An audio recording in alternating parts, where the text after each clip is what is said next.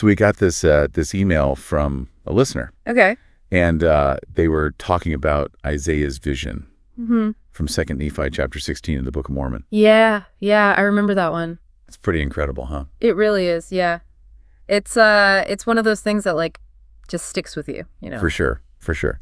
And it's interesting because, like, it's also in the Old Testament. Right, yeah, Isaiah.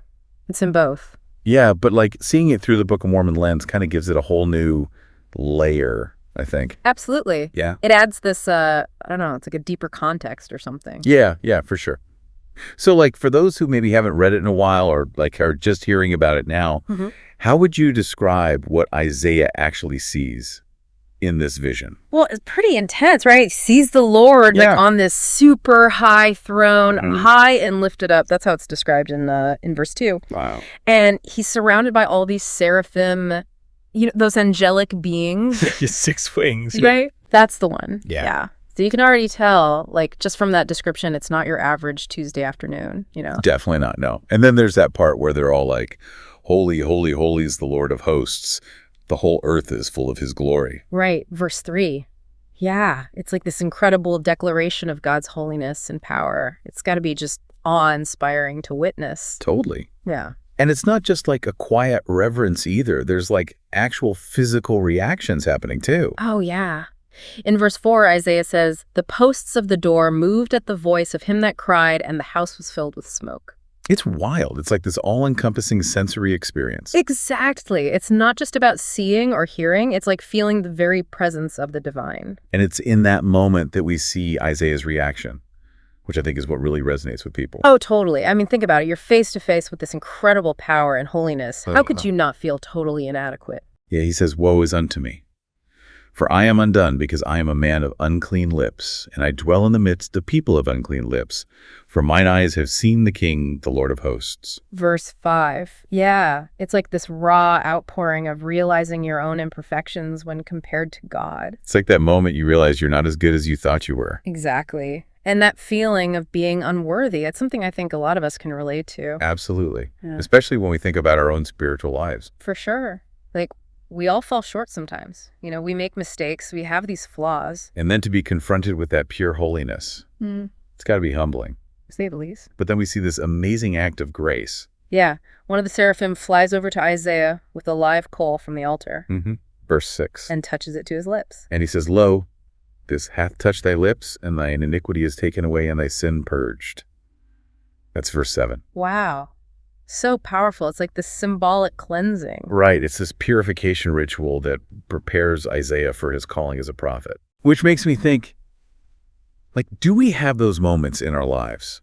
Those moments where we're cleansed and prepared for our own missions? That's a great question. I think we all have those experiences, whether it's through trials or through moments of deep introspection. Yeah, those times that refine us and make us ready for whatever God has planned. It's about being open to that process of purification and recognizing that God can work through those experiences. And that's what's so amazing about Isaiah's story. Yeah. He doesn't shy away from this calling. Nope. In verse 8, God asks, whom shall I send and who will go for us? And Isaiah doesn't even hesitate. He's like, here am I, send me. Just like that. It's this incredible display of courage and submission to God's will. Even though he knows it's going to be tough. He's ready to do what's asked of him. And it is tough. The message Isaiah is given for the people is not exactly one of sunshine and roses. No, it's not. God tells him that they're going to be unreceptive. Yeah. In verse 9, it says, hear ye indeed, but understand not, and see ye indeed, but perceive not. Like their hearts are going to be hardened to the truth. And in verse 10, it says, make the heart of this people fat, and make their ears heavy, and shut their eyes. It's heavy stuff. It really is. But why? Why would God harden their hearts? Well, some scholars believe that it's not so much God actively hardening hearts, but rather him allowing the natural consequences of their choices to play out.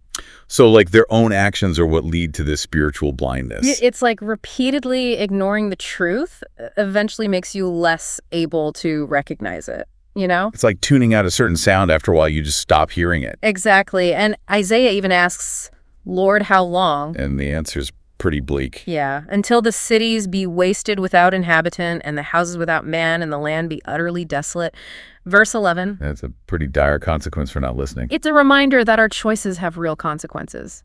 And turning away from God can lead to some pretty dark places. But even in all that darkness, there's still a glimmer of hope. Absolutely. Verse 13 talks about a tenth that will remain faithful. And says, "But yet in it shall be a tenth, and they shall return and shall be eaten as a teil tree and as an oak, whose substance is in them when they cast their leaves, so the holy seed shall be the substance thereof." It's this beautiful image of resilience and renewal. Like even when everything else seems lost, there's still that core of faith that survives. Exactly. It's like those trees that even when they lose their leaves, they still have that strong inner core. It's inspiring, right? Like no matter what challenges we face, there's always hope if we hold on to that holy seed within us. I think so. We can all be like those tail trees and oaks, drawing strength from our faith and weathering any storm. And that's what I think makes this vision so powerful.